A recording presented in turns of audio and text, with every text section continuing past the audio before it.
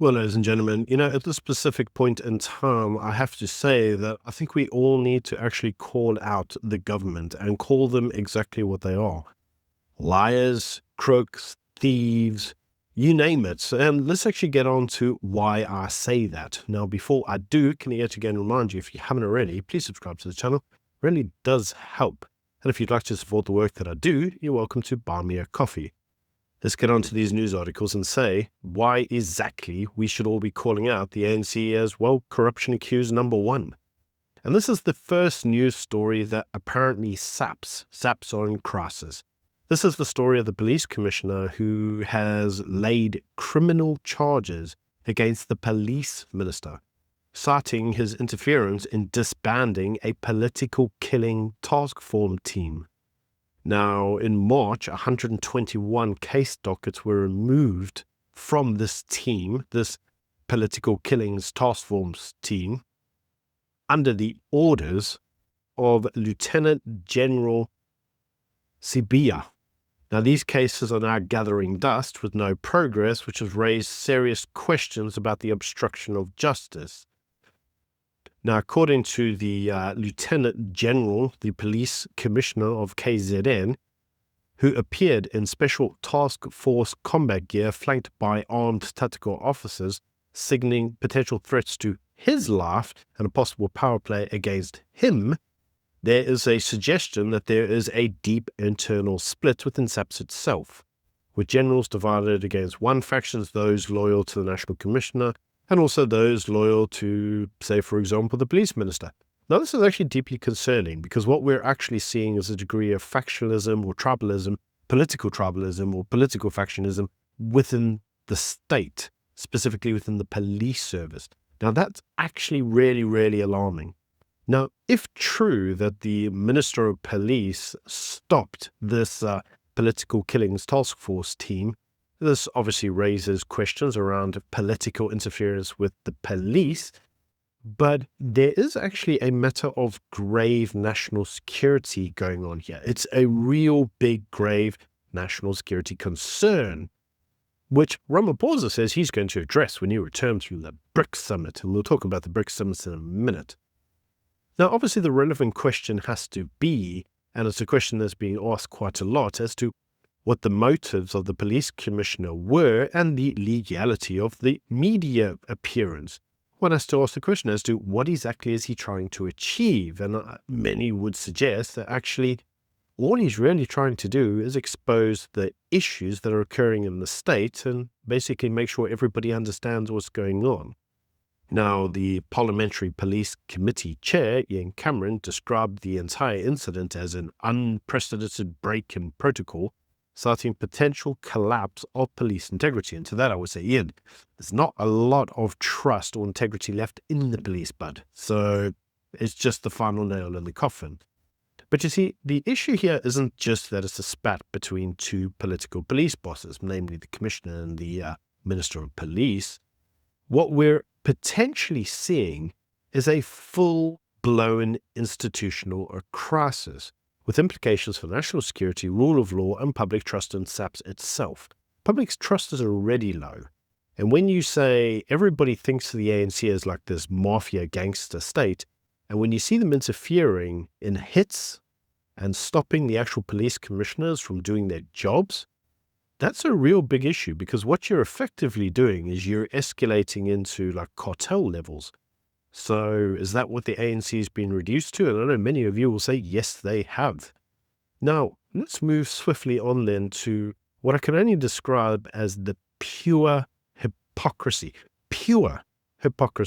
of the South African government. And this is the South African government. If you watch my video from yesterday, you'll know they're at the BRICS summit as we speak.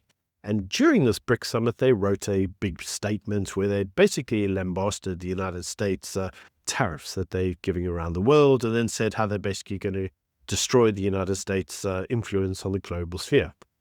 Now, Donald Trump, being Donald Trump, has obviously taken numbers to this, and he has said that he is going to draw a sharp line in the sand that any country aligning with BRICS anti-American policies will face a 10% tariff. He says no exceptions. Now remember, South Africa is a member of BRICS, so it is one of the parties that is directly in the firing line. Now, Donald Trump made this statement on Truth Social, declaring punitive tariffs for BRICS-aligned nations, calling their positions anti-American. Now, one is reminded that this comes after nations such as Brazil, Russia, India, China, Iran, all condemned the United States and Israel's actions in both Iran and Gaza. Now, BRICS have also announced plans for a cross-border payment system which will bypass the US dollar. So basically take away the US's domination in terms of the dollar dominance. Now, Trump has signed a take it or leave it letter, which he will be sending to 12 countries, not yet named. No doubt it will probably be South Africa will be on there, which will be pushing for trade deals or triggering tariffs up to 70%. Now, it's important to remember that only the UK and Vietnam have reached favorable agreements with Donald Trump, with negotiations with the EU and India having both been stalled. So they've kind of gone nowhere and they've just paused. Now, you may ask yourself a question, well, so what? Well, you see, with all the threats of tariff hikes, specifically with vehicles and steel, South Africa's exports to the United States have already slumped. So this is all just like the war of words, and our trade with the US has already slumped. Now, the country's trade surplus with the US is narrowing, with AGOA under threat. What that means is that South Africa isn't actually getting money from the US completely anymore, with the US buying from us. It's now a case that actually that's narrowing, which basically means the US isn't buying from us. We're still buying from the US in the same quantities, but because we're not actually selling to them enough, the deficit is narrowing, which is actually really bad news for us, because it means that we're no longer an export economy to the US. Now, South Africa's trade ministry insists that it is not anti-American and wants a deal. But this is where I call hypocrisy, because you freaking clowns go all the time saying all these derogatory comments about the United States over and over and over again. And then you say, yeah, but we're not anti-American when it comes time to actually hitting your pocket. Cyril Ramaphosa is deeply anti-American when he's with the BRICS nations. Cyril Ramaphosa is nothing more than a chameleon. When he's with a capitalist, he tells you he's a capitalist. When he's with a socialist, he tells you he's a socialist. The guy is actually a nothing. He's a nothing. He will just be a chameleon of being wherever he feels he needs to be and to say whatever he feels he needs to say. So when he's with the Americans, he's not anti-American. When he's with the BRICS countries, he's deeply anti-American. And the problem is Donald Trump isn't an idiot. Maybe he's used to dealing with the morons under the Biden administration, but Donald Trump isn't that. And so Donald Trump is now playing complete hardball with South Africa. And South Africa is going to get caught in the crossfire with all of the political defiance that BRICS is giving. And Trump is going to hit back. And he's going to hit back with the one weapon that he can use, which is economic, as tariffs. And South Africa is going to suffer. It's going to suffer. It's already suffering. Exports are already down. Remember the word I used, slumped. Not slightly down, not a little bit down. It's slumped. It's dead. So we are already seeing the impacts just of the rhetoric of what's going on with tariffs. They're just talking about it, and we're suffering. Now, talking of talking, the Standard Bank CEO gave a criticism at the weekend of the South African economy, suggesting that South Africa is over-regulated, which we'd all agree with. South Africa is deeply over-regulated. But what's really interesting is that he actually went a bit further, and he actually defended Black economic empowerment, BEE policies. But he says that those urgently need reform. He says BEE is morally, philosophically, and legally justified.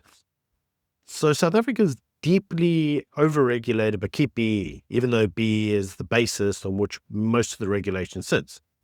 So he warns against scrapping BEE entirely, stating it was designed to reverse historical injustices. He says it's a constitutional imperative. However, he concedes that BEE's implementation has created unintended consequences, noticeably corruption and inefficiencies. And this should be obvious, because when you take a system and basically say you must give it to somebody or whoever, then that in itself is going to have a serious amount of people going, me, give it to me, give it to me. And the problem is you're not just going to give it to any old schmo that puts its hand up. So what that inevitably leads is to those who are politically connected, because everything in life is a transaction. So I'm going to go to the politically connected and say, here's something, I want you to give me something in return, see how this works. So of course it was only ever going to lead to corruption and inefficiencies. That's even before we start doing anything like the BE tax, where we actually overinflate things in order to be able to extract money out of the system. In any case, according to the CEO of Standard Bank, there are other countries that have used race-based redress, and that it has worked there, according to him, without harming the economic performance. And he cites countries like Malaysia and Brazil, and all the countries that if you look at, you'd be like, these aren't powerhouses in the slightest. So I really question this guy's credentials as the CEO of Standard Bank. In any case, he says that BE in its current form has become more like a tax, and I'd agree with that.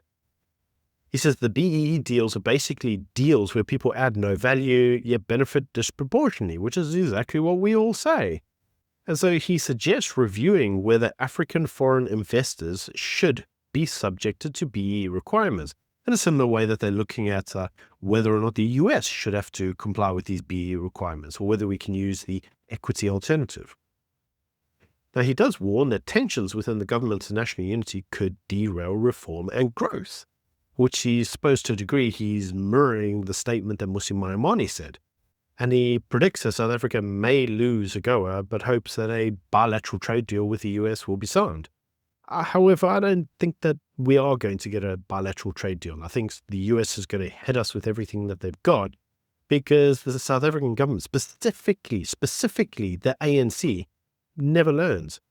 Two-Face Cyril goes everywhere he can, and he spouts nonsense to anybody who will listen, and the rhetoric that comes out of him is always depending on that audience. Here in the US, you say what's nice to them. You're at BRICS, you say what's nice to them. Two-Face Cyril is not going to get a bilateral trade deal with the US, because that trade deal is going to require an actual principled position.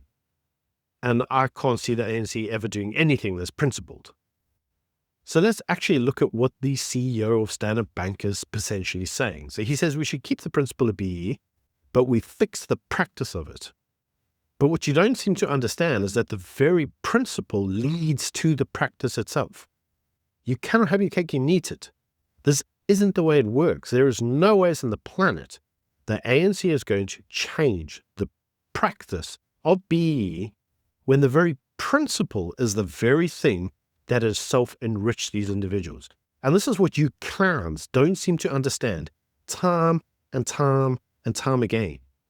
BE is not a principle. It's a self-enrichment mechanism. Once you understand that BEE is a self-enrichment mechanism of the political elite, then like the rest of us, you will turn around and say it needs to be scrapped. And I then have to ask the question, so why is this person not anti-BE? Because BE got him his job. So he is one of the very beneficiaries of BE in the first place, and he admits that. He admits that.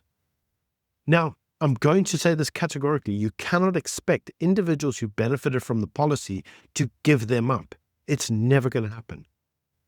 And so time and time again, we're taking advice, we're taking the guidance of the very people who are benefiting from the very policy that's destroying the country. And then we go, oh, well, couldn't possibly get rid of it because so-and-so says it's great. So-and-so has highly benefited from the policy. He's never going to give up the very policy that enriched him. In any case, here we have three stories. We got a crisis of leadership with the police. We got policy issues with BE. We got international alignment issues with Donald Trump. And yet again, we have South Africa in a situation where the law enforcement faces a crisis of trust and factualism. I must re-highlight, it's deeply concerning that we've seen factualism, tribal factualism within the police. That is not good. That is first stage cartel. And I've got to say, at this point in time, South Africa's position with BRICS, its solidarity with BRICS, specifically given the actual angst between the United States and Iran at the moment. This is all going to lead to a form of US economic retaliation. I can just see it. I can see it. We've been seeing it for some time. This is only going to exacerbate the issues. But in any case, do let me know what you think of the whole Standard Bank racial redress argument and whether or not you agree with this individual. I personally think they're a complete clown who's basically a turkey who's not going to vote for Christmas. And that's actually the issue with all the clowns that are talking about BE. None of these turkeys are voting for Christmas. That's just my views. Let me know what you think in the comment section below. Until tomorrow, bye.